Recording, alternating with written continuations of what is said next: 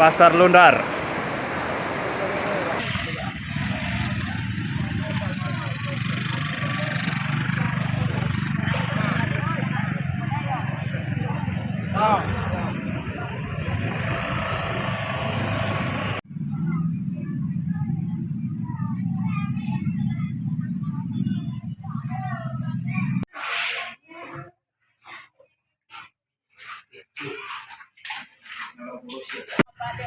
Syarat langsung pegadera.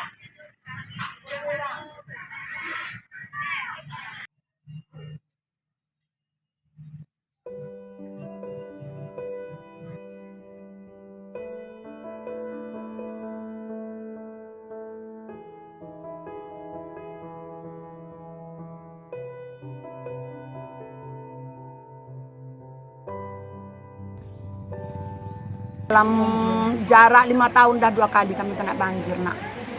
Nah, itu makanya kami takut dengan terjadinya tambang nanti.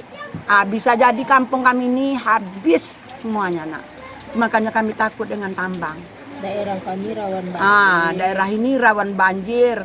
Itu pergunungan itu, Apalagi di bukit-bukit kampung, itu kan pasir itu semua, nak. Nggak ada lagi, nggak ada pertahanannya di sana.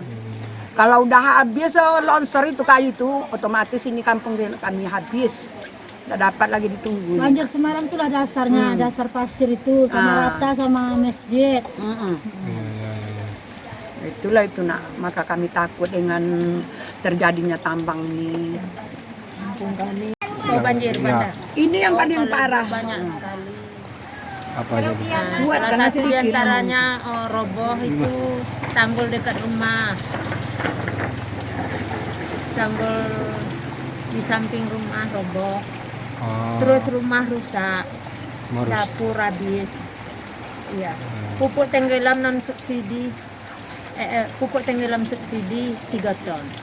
3 ton. Iya. Non Berapa subsidi. rumah semuanya Iya, kan, nak, berapa. apa itu? Habis apa tumbang-tumbang itu Kursi, semuanya, nak. Habis. kulkas, penser, Rusak semua. iya, pintu. Nah, itu Bu, soal informasi. Nah, untuk kedepannya kita ingin berencana bahwa Ceritanya begini ya.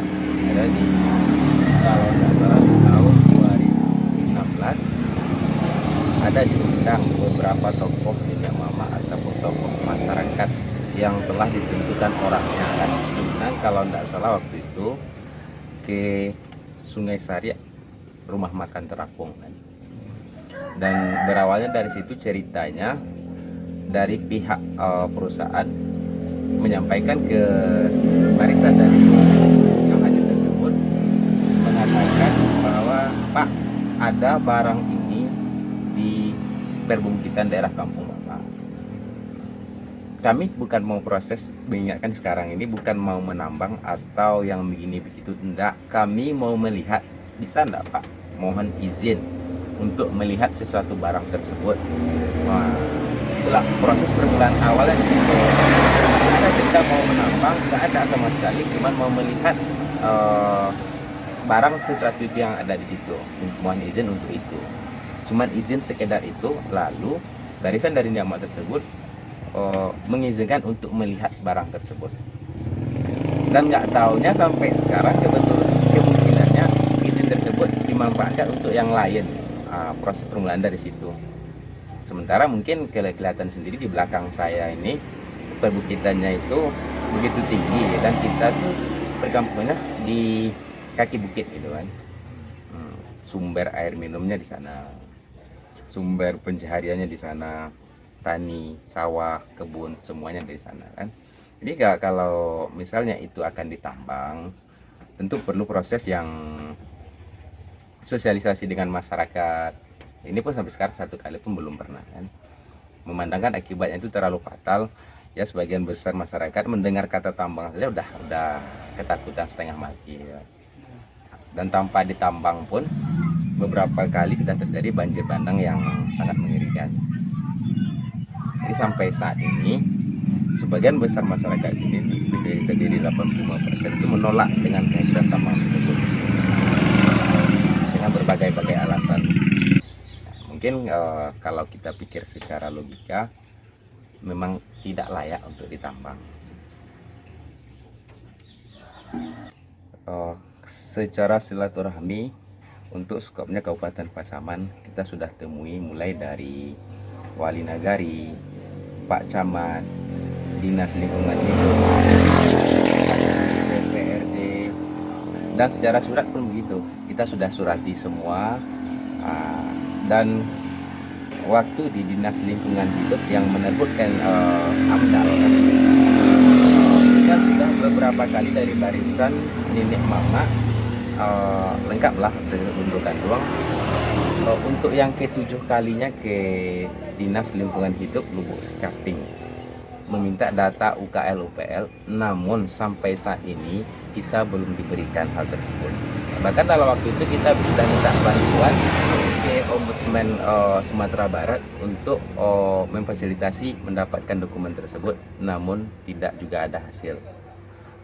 Dinas Lingkungan Hidup menyebutkan menyuruh kita surati ke Kominfo. Kita sudah coba beberapa kali surati, balik lagi ke Dinas Lingkungan Hidup, namun sampai sekarang, sampai saya pun diusir dari kantor tersebut, belum juga dapat data UKL UPL yang kami harapkan itu.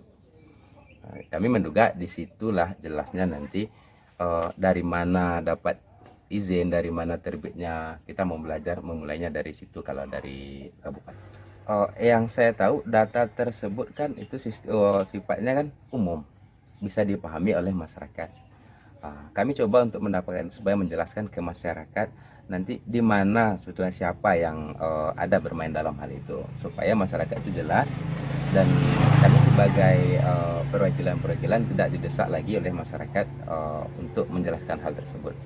Devena kan sekarang lagi apa ya, vakum kan, vakum. Kegiatannya vakum, terus sejak kewenangan di pusat 2 tahun ini kita tidak tahu bagaimana pengelolaannya.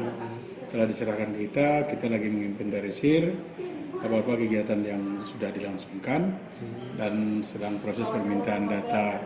Kalau ada, mereka menyampaikan data-data kegiatan 2 tahun ini ke Minerba. Terus terkait yang penolakan warga itu gimana Pak? Penolakan warga kita meminta ke pelaku usahanya untuk menyelesaikan problem yang terjadi di masyarakat. Kenapa penolakan itu ada? Karena sebelumnya kesepakatan sudah diperoleh bersama untuk proses perizinan itu. Berarti kita udah komunikasi sama perusahaan. Sudah komunikasikan ke perusahaan untuk menyelesaikan permasalahan sosial kemasyarakatan yang ada. Karena di awal perusahaan ini kan diterima, makanya proses perizinannya berlangsung.